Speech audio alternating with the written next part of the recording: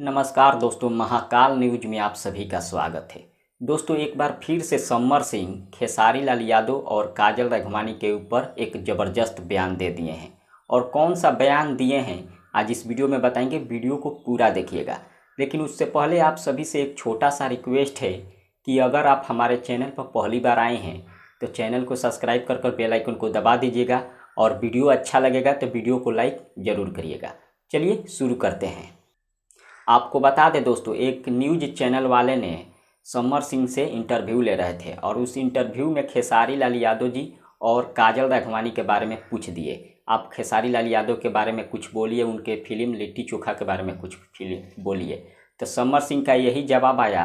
आप सभी भाइयों से रिक्वेस्ट है कि आप लोग फिल्म को जाकर देखिए, लिट्टी चोखा फिल्म को देखिए, बहुत ही अच्छी फिल्म बनी है। समर सिंह का कहना था उस इंटरव्यू में। अब समर सिंह के इस इंटरव्यू के बारे में आप सबका क्या राय है, कमेंट के जरिए हमें बताइए। मिलते हैं अगले वीडियो में। धन्यवाद।